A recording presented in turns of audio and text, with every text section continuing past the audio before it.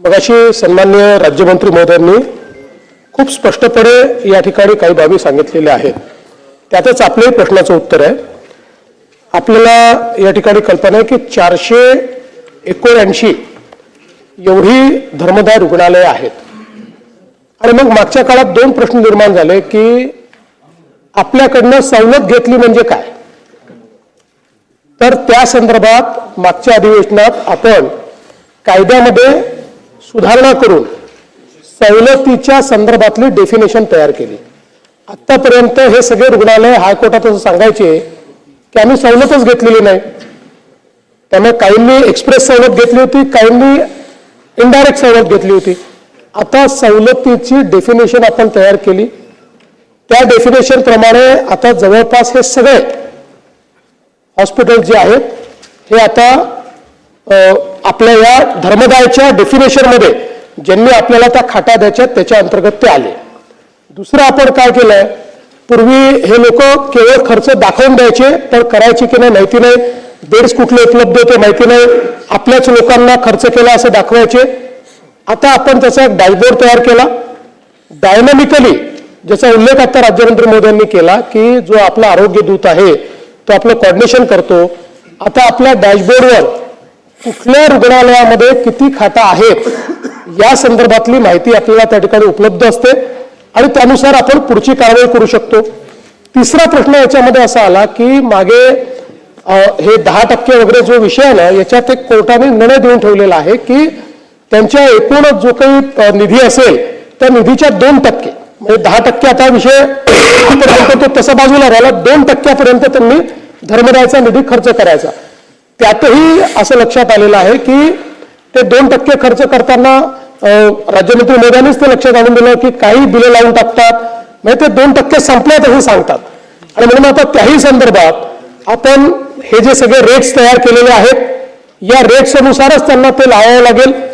आपण वाढीव रेट केले, म्हणजे सगळ्यांची हे होती की आम्ही लागू करत नाही कारण तुमचे रेट कमी आहेत. आपण रेट वाढवून दिले, तर वाढीव रेट प्रमाणे त्यांना करावं लागेल. आणि आता एक अजून सूचना जी राज्यमंत्र्यांनी दिली ती चांगली आहे की बेस रेट हा प्रत्येकाला घोषित करावा लागेल. नाहीतर मग एका बेडचे 100 रुपयाच्या ऐवजी 500 रुपये दाखवायचे, 2% संपले असं त्यांना करता येणार नाही. बेस रेट त्यांना कंपल्सरी आपण करतोय. आता तिसरी महत्वाची गोष्ट अशी आहे की हा जो काही 2%चा पैसा आहे, हा 2%चा पैसा डायनामिकली आपल्याला दिसत नाही. तर त्यांनी किती खर्च केलाय बेड्स दिसतात आता आपल्याला. आणि आता आपल्याकडे त्या संदर्भात कुठली यंत्रणा नाही. त्यामुळे आमचा प्रयत्न आहे की याच अधिवेशनामध्ये आम्ही त्याही संदर्भात एक कायद्यामध्ये सुधारणा करतो आणि कायद्यामध्ये सुधारणा करून या सगळ्या रुग्णालयांना ते जे 2% पैसे जे हायकोर्टाने त्यांना खर्च करण्याकरता सांगितलेले त्या योजनेमध्ये ते 2% पैसेही आपल्या डॅशबोर्डवर दिसले पाहिजे. म्हणजे कोणाकडे किती पैसे शिल्लक आहेत, त्यांनी कुठल्या पेशंटवर पैसे खर्च केले आहेत, ही प्रत्येक गोष्ट आपल्याला त्या ठिकाणी माहिती कळेल. आणि जसं राज्यमंत्री महोदयांनी सांगितलं की आता हे सगळं जे इनिशियल म्हणजे हा 2%चा विषय बाजूला, बाकी सगळ्या विषयाच्या संदर्भात ते माननीय उच्च न्यायालयाकडे गेले होते. माननीय उच्च न्यायालयाने आता पुन्हा विधी व न्याय विभागाला त्यांची सुनावणी घ्यायला सांगितलेली आहे. ती सुनावणी चाललेली आहे. शासनाचं मत असं आहे की आपण जो काही अमेंडमेंट केला त्या अमेंडमेंटमुळे ते या सगळ्या अखत्यारीत येतात, पण विधी व न्याय विभाग त्यांचं म्हणणं ऐकून घेईल, जो योग्य आहे तो कायदेशीर निर्णय घेईल. पण राज्य सरकारचं स्पष्टपणे मत आहे की जेवढे धर्मदाय रुग्णालय आहेत त्यांनी पारदर्शीपणे केंद्र सरकारची योजना, राज्य सरकारची योजना लागू केलीच पाहिजे. त्यासोबत राखीव बेड जे आहेत किंवा राखीव निधी जो आहे याचा ट्रान्सपरंट पद्धतीनं विनियोग केलाच पाहिजे. आणि म्हणूनच मी धर्मदाय आयुक्तांचं देखील अभिनंदन करेल की धर्मदाय आयुक्तांनी देखील याच्यामध्ये पुढाकार घेतला, लॉ अँड ज्युडिशरीने पुढाकार घेतला. म्हणून पहिल्यांदा आता आपल्याकडे प्रत्येक हॉस्पिटलच्या बेडची माहिती अद्ययावत पद्धतीने त्या ठिकाणी आहे. पण यात अजून सुधारणा करण्याची आवश्यकता आहे. ती हे जे अमेंडमेंट आपण या अधिवेशनात करू त्याच्यामुळे ती सुधारणा होईल. अध्यक्ष महोदय, चांगलं नाही तरच अपेक्षित असं हे उत्तर आम्हाला समाधान आहे. पण काही प्रश्न आहेत ना, जरा एक प्रश्न असा आहे की आपण डॅशबोर्डचा विषय इथे काढला की डॅशबोर्ड लावलं जातं, रुग्णांची संख्या ते सगळं अद्ययावत केलं गेलं. तरी पण आयुष्यमान योजना आणि महात्मा फुले जन आरोग्य योजनेमध्ये या योजनांचा लाभ रुग्णाला मिळत नाही. आपण वस्तुस्थितीवर जाऊ.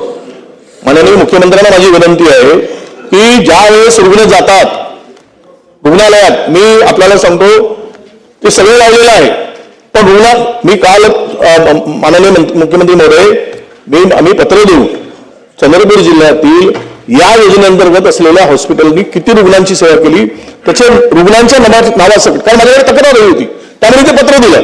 आपल्याला सांगतो रुग्ण परत करतात, हे पैसे घेतल्याशिवाय आयुष्यमान योजनेतून रुग्णांना सेवा दिली जात नाही.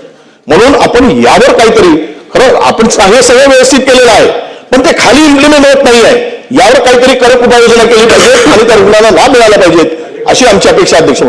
अध्यक्ष महोदय, मी वस्तुस्थिती जी सांगितली त्यात आपण जे म्हणता ते खरंच आहे. कारण 479 रुग्णालयांपैकी फक्त 134 रुग्णालय एकत्रित योजना चालवत आहेत, बाकीचे कोर्टात गेले आहेत. पण आता कोर्टात ते गेले असले तरी कोर्टाने त्यांना स्थगिती दिली नाही.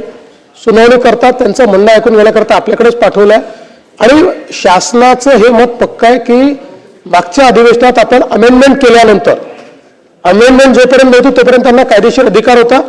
आता आपण आपल्या कायद्यात अमेंडमेंट करून यांना आपल्या अखत्यारीत आणलेलं आहे.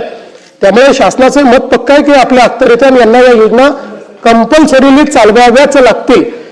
तर आता ही सुनावणी घेऊन त्या संदर्भात, कारण शेवटी क्वासाय ज्युडिशियल हे मॅटर झालेलं आहे, हायकोर्टाने ते लॉ अँड ज्युडिशरीकडे पाठवलेलं आहे, त्यामुळे ते सुनावणी घेऊन कायद्याप्रमाणे याचा निर्णय करते. अमीन पटेल जी. धन्यवाद अध्यक्ष महोदय. माननीय मुख्यमंत्री ने बहुत डिटेल उत्तर दिया. मेरे दो